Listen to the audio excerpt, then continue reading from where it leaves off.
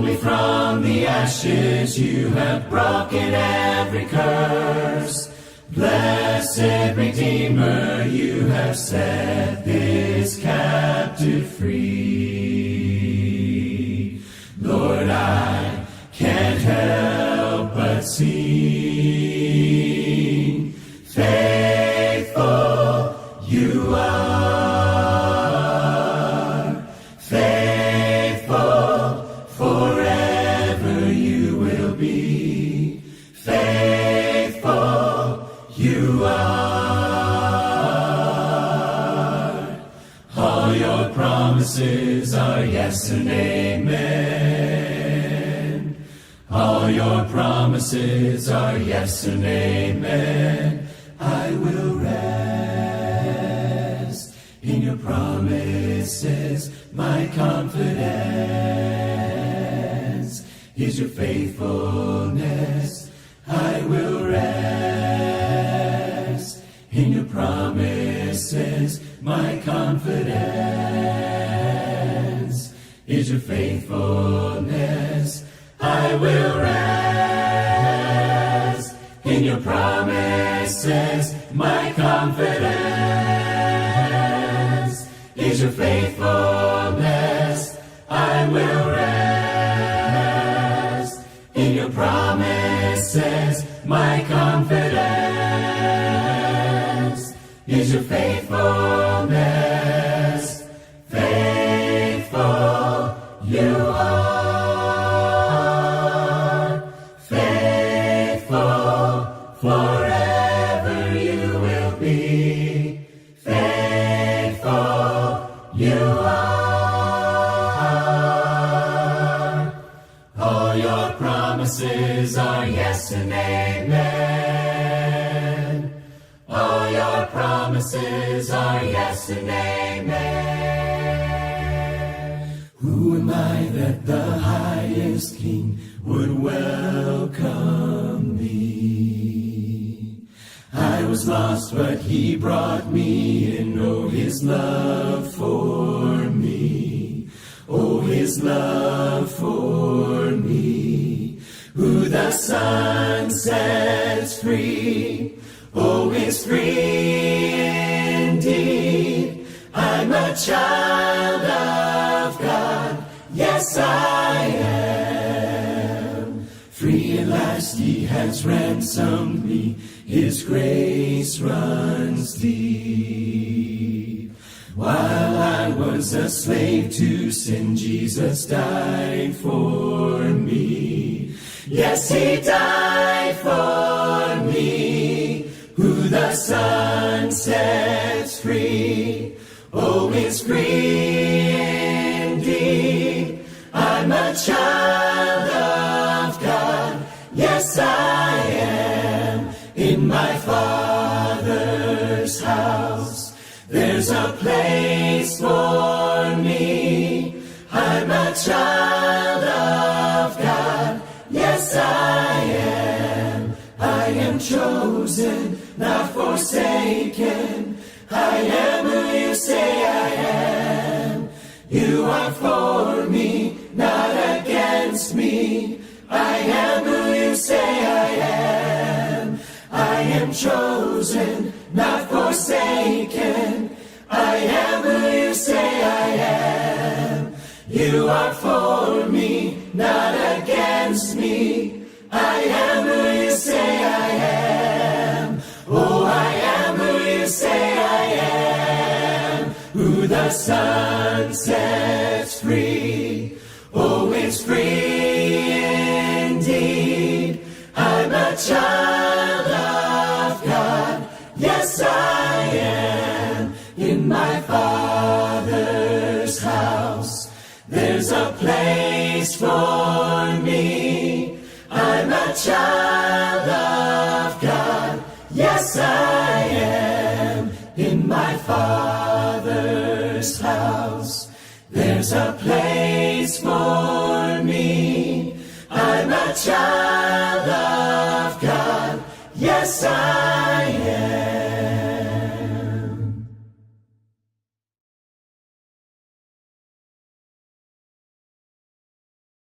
Open your Bibles, if you would, to 1 Corinthians chapter 13.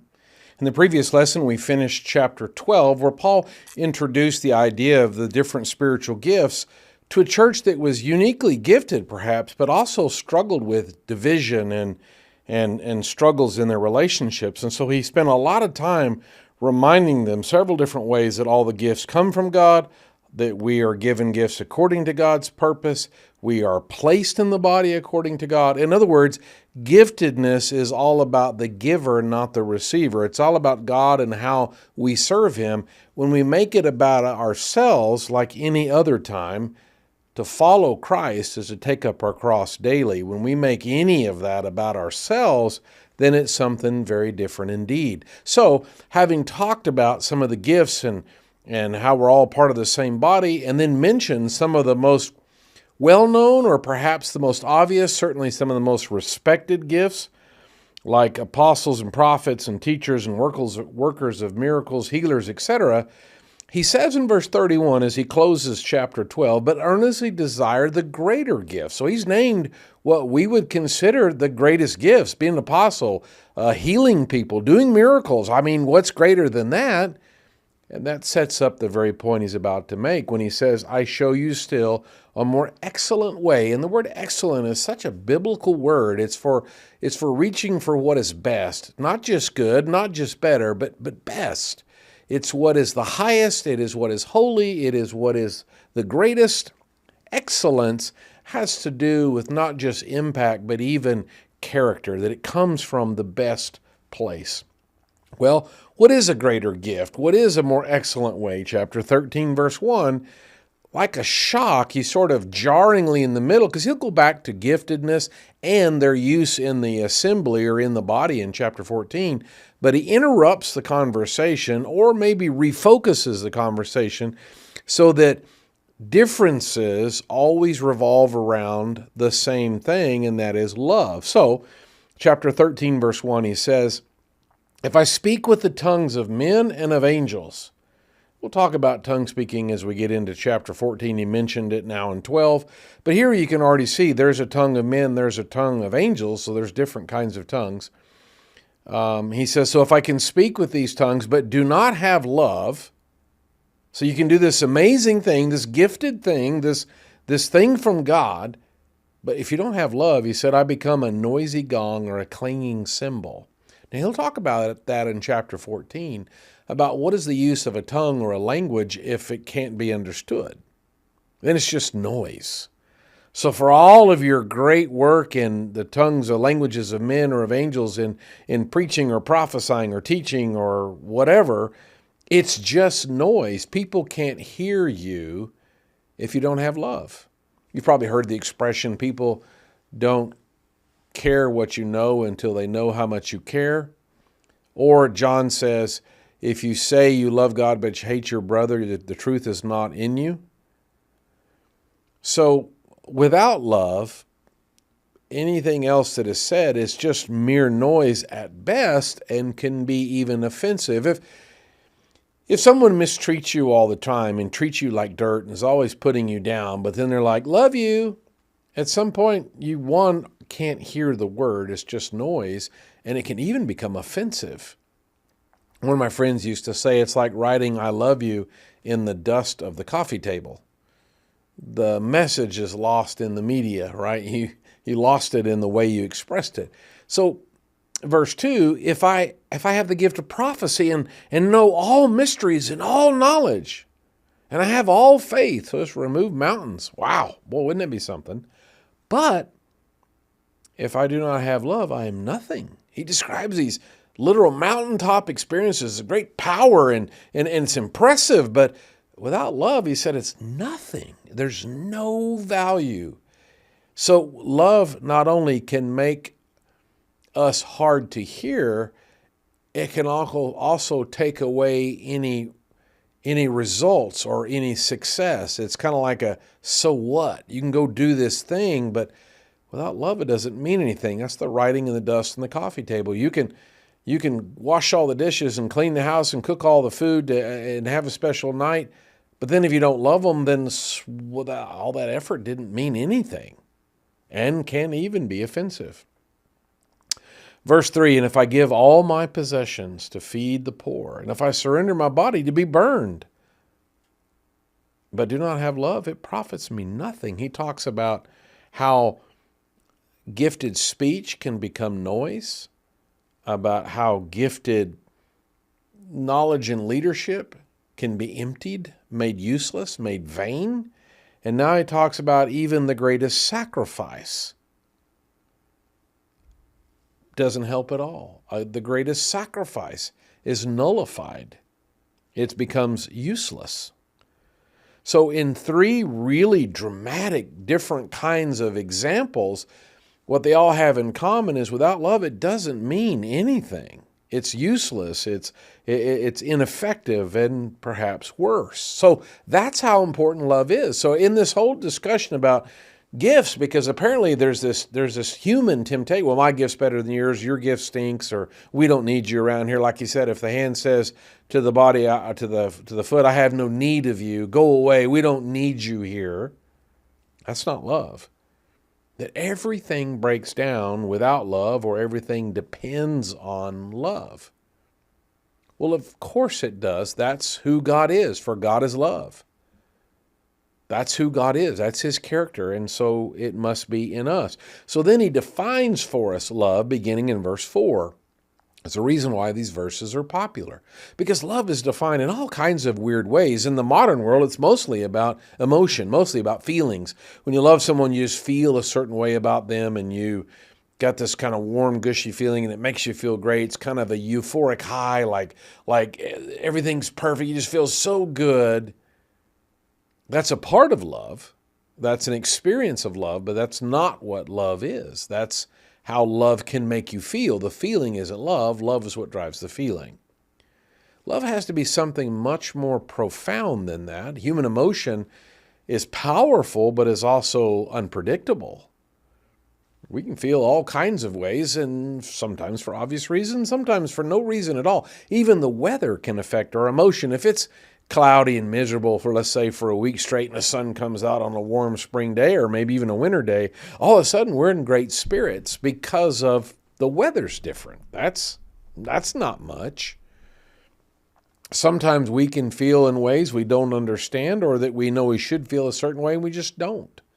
Emotions are certainly must not be our foundation or our focus. It can't drive us. It's a reaction. It's a fruit. It can't be the root.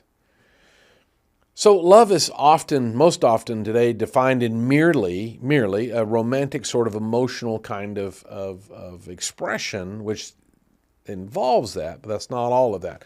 And one of the ways that you can tell is when Jesus talks about in Matthew chapter 5, he says we're to love our enemies and pray for those who persecute us. Well, the warm, ooey gooey, gushy feeling is not how we feel about an enemy. Remember, an enemy is someone we know who's trying to hurt us. Not accidental, not a mistake.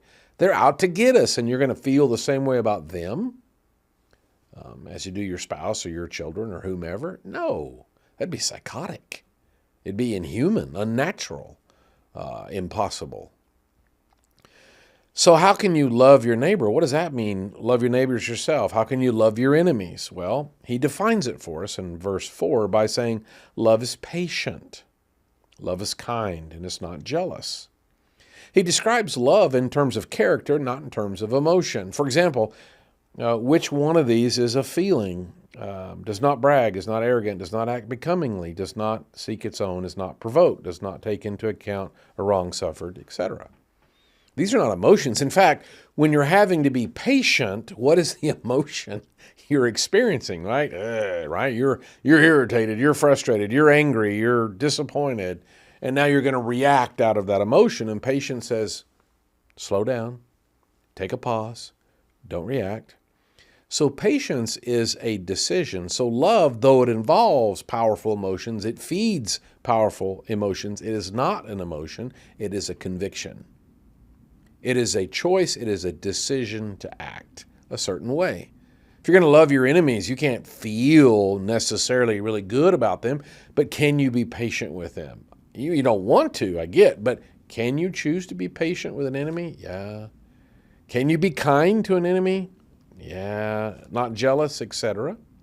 So patience certainly involves emotion, or maybe is required in an emotional context, but it's a decision to be calm, to have restraint, to practice the pause.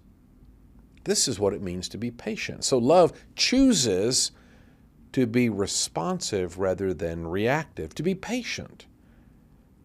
Love is kind. I think kindness in this whole list is probably, at least for me at the moment, the most interesting word and idea. It's maybe one of the easiest things to recognize and perhaps one of the hardest to define. Because we kind of have to say, well, kindness is when you, and we give an example. What is kindness? Well, it's sort of like gentleness. It certainly involves patience. It's a way that you treat people. When you are kind to someone, you are gentle with them, you are soft with them, you are caring for them. Whether they deserve it or not, it's a particular choice that we make. And so love is patient, love is kind, and is not jealous. Doesn't compete. Is, as he'll say in a moment, is able to rejoice with those who rejoice. That doesn't want, because being jealous is wanting what someone has. And jealousy or love is, I'm glad you have that. I'm happy for you that you have that. That's good for you. And so it's able to be other-oriented. It's able to want good for others.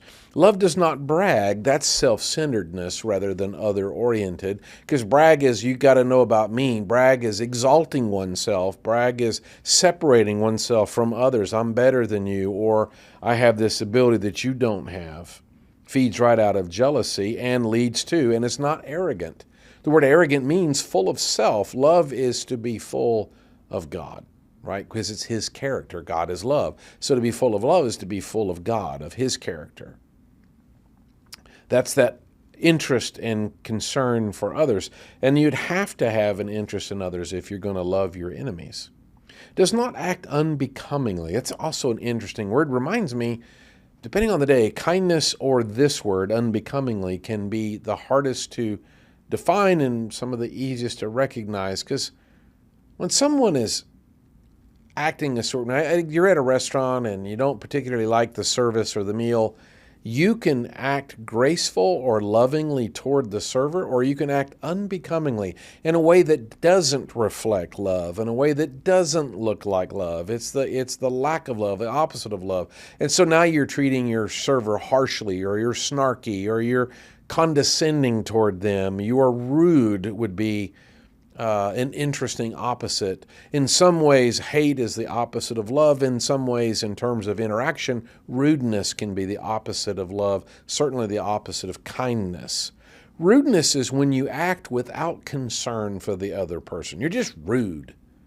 Right. You have no concern for how they might have heard your words, how they may have understood your message, or how they might have been affected by your presence. Don't care. Just don't care. So you're going to be rude. It's to have no regard for the other person. So does not act unbecomingly is to act unlovingly, to act in a way that's not love. It's both a summary of the entire concept, but a specific part of it at the same time. Fascinating use of the word here the Holy Spirit gives us. Does not seek its own. It's not self-centered. It's not selfish. Cares about others, is interested in others, is truly concerned about others, is not provoked. Well, what's the difference in patience and not provoked? Well, they're similar. Obviously, all of this should be similar if they're all common characteristics, attributes, or descriptors of love, because we're talking about the same thing, love. But is not provoked is perhaps a specific kind of patience, that it's hard, you don't get flustered, but more specifically it tends toward anger, like, right, you can poke some people and they can go off. We say some people have a short fuse. To provoke is, so being patient is you're upset about something, you're internally frustrated, so you have to regulate that, but it's coming it's coming from within. Like you finally have had enough, you've gotten mad, you're irritated. Provoked is when someone else tries to influence you. You're being poked, you're being prodded, to provoke someone is to influence them this way. So not only are we patient in that we internally have restraint and are well regulated, but also externally. We don't allow people to stir us up. Somebody comes in and, have you heard the latest about so-and-so? Wait a minute. Whoa, have you talked to them about that? Well, then why are you gossiping to me? Or, I think you're a terrible person. Well, okay, that's your point of view. They're trying to provoke you either against yourself or to someone else. That person, what feeds gossip is a desire to elevate oneself. And instead of lifting one another up, the only way we know how to do that is tear other people down. So maybe by comparison, we're exalted, but we don't tend toward encouragement as well as we do discouragement. So not being provoked is not letting an outside influence, certainly an outside person, stir us up. So kind of one's internal and one's external. Does not take into account a wrong suffered. Oh, no, we had to add this one. The Bible talks a lot about bitterness over in Hebrews chapter 12, talks about how the root of bitterness springs up and it defiles many, that bitterness is old anger or unresolved hurt or a lack of forgiveness, and that can get sour and toxic and poisonous. Does not take into account a wrong suffered is to forgive, is to not keep a file, a list. Jesus talks about we have to forgive 70 times 7, as many times as necessary, and how hard that is. And if someone sins against you 7 times a day, you have to forgive them 7 times a day. It's hard work. That's why it requires love. It's why it requires the very presence of God in our life, because this isn't going to come easy, nor does it come naturally, right? Because to have faith is to trust. And when we're let down, when we're hurt, we just don't want to, or we struggle to. And so love doesn't even keep the list. There's nothing to forgive if there's nothing retained.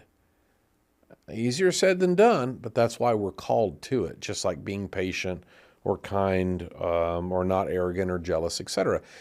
And so it's a decision to say, I'm not going to remember this. I'm not going to bring this up. I'm not going to wait for the I told you so, or, well, this is about the 6th time you've done that. Because keeping records is about rehearsal. We kind of go over, well, then they did this one time, and I remember that they did this, and then they did this, they said that. But when we're rehearsing, then we are freezing people. We're paralyzing people by their past. We're freezing them in that identity, and they're never going to be better, because if we keep enough past history, that will forbade any future. It'll stall out any future because we identify them by their past. Love doesn't do that. Does not take into account a wrong suffered. Does not rejoice in unrighteousness. We can't celebrate that which is not good, because it's not wholesome, it's not good, it's not right, it's not righteous. We're not going to celebrate that, but we're going to rejoice with the truth. What is right and what is true, what is holy, what is just, truth versus unrighteousness.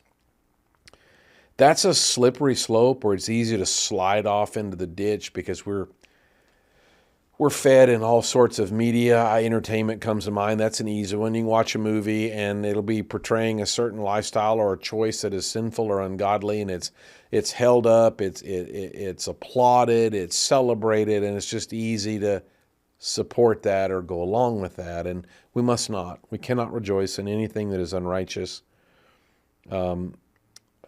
It's an interesting problem. We live in a world that something's changing for the first time among the younger generations. The belief that violence used to be, there was a pretty universal condemnation. Violence against your opponent is always wrong. It's just universally wrong. That's been changing with the younger generations. That as the polls are asking the question, we're starting to see a shift where many of the younger folks, violence is justified if it is if it is a means to the end. Violence is justified if you've got to stop certain things. And then what that opens a door to, in the same culture that there's no absolute truth, there's no right or wrong, but violence is acceptable if it allows your agenda to move forward. Well, then now we're all defining the agenda, we're all defining our own truth. That's a bad place to be. It's a very unloving place to be. But love is not going to rejoice in what is unrighteous. You can be about the right thing, but if you do it the wrong way, it's still wrong. Or two rights don't make a wrong, or other kinds of examples. Because if it's wrong, regardless of the intent or the motive. The thing itself must be truth. It must be righteous. Then he describes in verse 7 not only these kind of aspects or characteristics of love, but also how love acts, or what love does. When he says that love bears all things, right? That not only is this the outgrowth or the fruit of patience, but it's a willingness to carry the burden, and will carry the burden, will deal with it. It's like when you're raising your kids and they're sick and all the things you have to do, or perhaps a more beautiful example is how a spouse may care for another spouse, or how children care for aging parents when it's just hard. It's just tough, right? Maybe the person can't do anything for themselves anymore, so someone else has to do some pretty difficult things in order to care for the other. That's what love does. It's going to bear all things, so the good times, but also the hard times. It's going to just bear up. It's going to carry that. Isn't going to walk away. Bears all things, believes all things. Not in the sense of gullible, that they don't know the difference between right and wrong, but the believing in others. Believing in others, even beyond the flaws and shortcomings. It reminds me, because Jesus obviously is the ultimate example of love. But you remember in John 13, when Peter so adamantly says, even if everybody fails you, I'll never leave you, I'll lay down my life for you. And then when Jesus says, will you? Because before the rooster crows 3 times, you'll deny me. Before the rooster crows, you'll deny me 3 times. And he tells him that not to punish him, but to prepare him. Because the very next breath, the opening verse of John 14, Jesus says, do not let your heart be troubled. Believe in God, believe also in me. Keep believing, because that's what love does. Because Jesus believes in Peter. That's why he's telling him that ahead of time. In Luke, he says, Satan has demanded to sift you like wheat, but you, when you have turned again, strengthen your brothers. So Jesus knows he's going to fail, but believes in him and is telling him that. And it's that belief, it's that belief in him, that confidence in him that's going to hold Peter up when he goes through a dark time. Love bears all things. Love believes all things. Hopes all things. Love never gives up. Hope is an expectation, a positive expectation for the future. It looks beyond the horizon. Love knows that no matter how bad the storm is, the sun will come out. Love knows that no matter how dark the stormy skies are, the sun still shines above and will continue to shine when the clouds part. Hope keeps belief alive. It's just fun to think about how bearing, believing, hoping, and enduring are all spinning around that same hub. And so in a place where they're struggling with division and looking down at one another, he's like, you just keep bearing up. You don't walk away. In all of this letter to the Corinthian church, they've got every problem in the book, but he never tells them to leave. He never says walk away. And so the love is going to bear up with this. They're going to keep believing in one another. They're going to keep hoping. They're going to be confident in what God is going to do. And then hope is going to lead to endurance. Endures all things. That's just hanging in there, not giving up. Hope is what fuels that. I'm not going to give up because it's going to be worth it. There is a horizon. There's another day coming, and so I'm just going to keep enduring. And so love is, or can be, it certainly involves romance and gushy and warm and fireworks and enthusiasm. But love is also there when it's just hard, when it's miserable, when it's uncomfortable, when it's difficult. Because there's the romantic couple on the beach watching the moon set over the ocean, holding hands and kissing, and the adrenaline and the excitement and the pure joy of just being together is all you need. And then run that forward 50, 60, 70 years, and it's spoon-feeding the other and helping them with with bathing and helping them, wiping the drool off their chin, and not being horrified, but still being mesmerized, still caring and still loving. And we see those examples and we say, wow, that is love. Because sure, we see the youthful sort of high energy, high passion, fireworks side of love, but we're moved deeply by that long enduring love that year after year, not only through the highs and the lows, but the blahs, because sometimes it's just going to work and slugging it out and cleaning the house and raising the kids and being asked what's for dinner for the 5 millionth time and just going through it. Sometimes life is crushingly mundane, but love says, but I want to do it with you. I don't want to do it without you. Love bears all things, believes all things, hopes all things, and just endures all things, which is why he says love never fails. Well, not if it's like that. It's the one thing you can count on. It's the one thing that's real. It's the one thing that's eternal, and it's the thing that we can carry from this world to the next, is our love of others. Love never fails. And then he goes back to these classy, high-profile, impressive gifts. He says, love never fails, but if there are gifts of prophecy, because remember, not everybody has them. These prominent gifts, yeah, some have them, some don't, but hey, there's a time when no one will, is the point. Don't look at the haves and the have-nots. I wish I had that gift, or why do I have this gift? Hey, all of this is temporary. Nothing is compared to love. So, if there are gifts of prophecy, they will be done away. If there are tongues, they will cease. If there is knowledge, it will be done away in terms of this special giftedness, because all of these things are flashy, but they're not going to always be, and not everyone has each of these gifts. Verse 9, for we know in part, we prophesy in part. So when you're up there prophesying and you're being all that in a bag of chips, as they say, you don't know everything. You only know what you've been given. So you're not all knowing. You're not the man. You're not like, oh, wow, the greatest thing ever. You have a part and you serve. But he says when we prophesy in part. But when the perfect comes, the partial will be done away. The gift is not the perfect. It's not complete. It's just part. But when the perfect comes, the partial will be done away. When I was a child, I used to speak like a child, think like a child, reason like a child. And when I became a man, I did away with childish things. Uh-oh.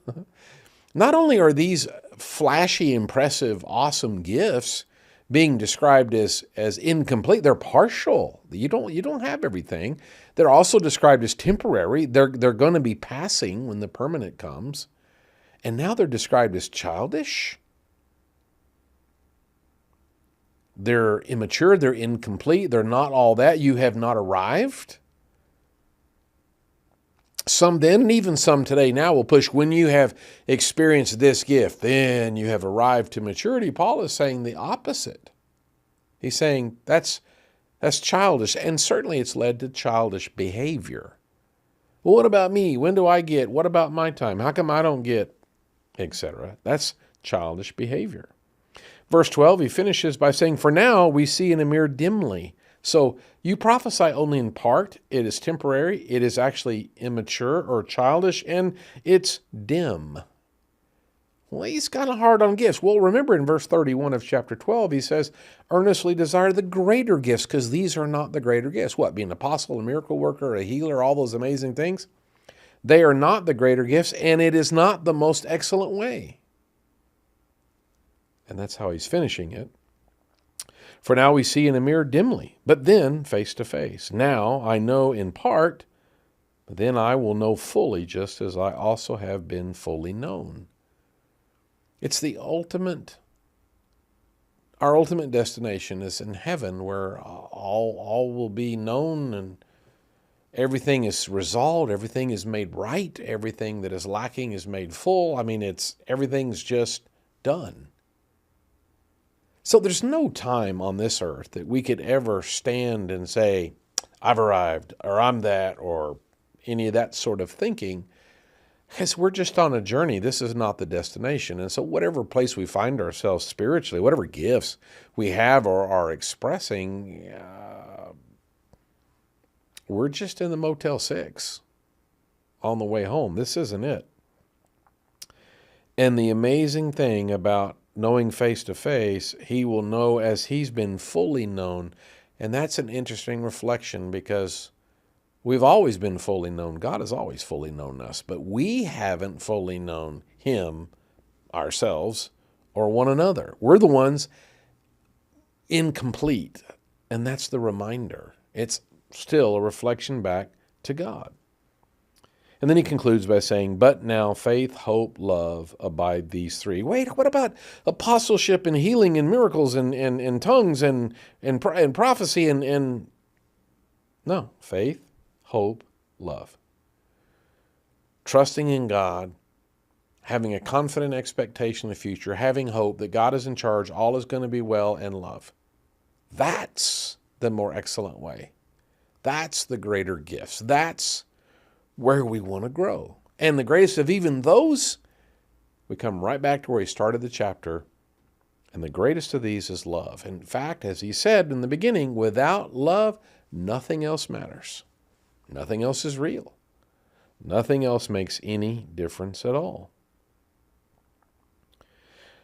So, gifts don't matter. No. Don't swerve off into the other ditch, because the gifts are given by God on purpose, for purpose. They are important. They just need to be placed in their proper place of importance or priority.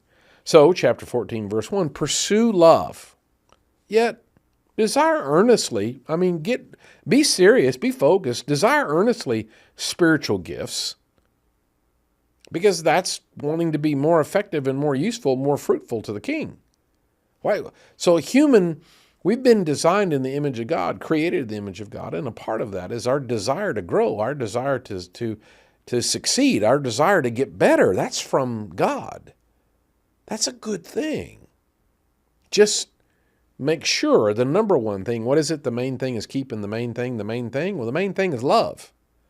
Okay, so after that reminder, that refocus, recalibration, he goes back to spiritual gifts in chapter 14 and now starts talking about how that some of these gifts can be practically expressed or exercised in the body, in the assembly, or when we're meeting together, how even there, and perhaps especially there, those gifts are to be used. And he'll talk again about how it's not about us. It's about what's best for everyone, or what's best for the body.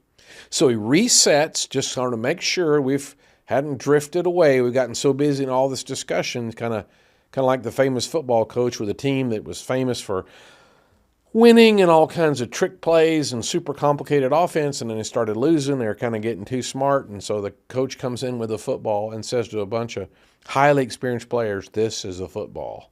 And they're like, no kidding. It's like, well, we got to get back to the basics. And that's what chapter 13 is about, is to refocus on this is about love. For God is love.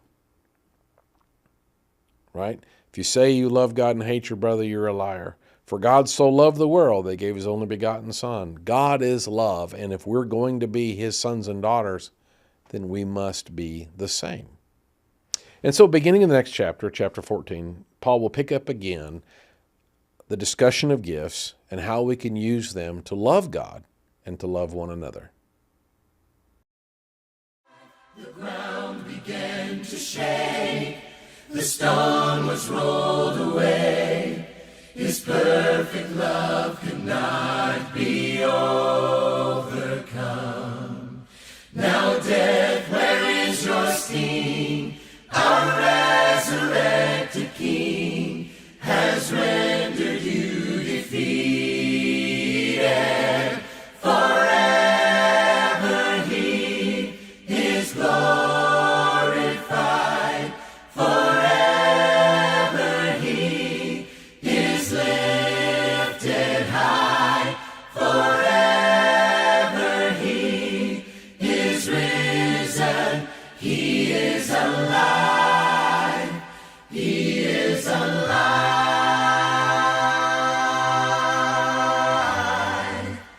We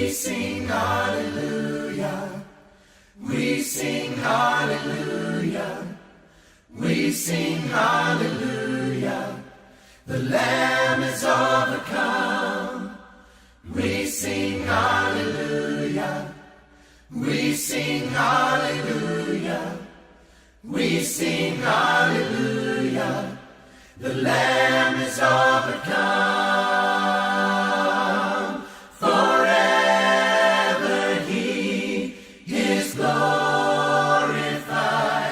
Forever He is lifted high. Forever He is risen. He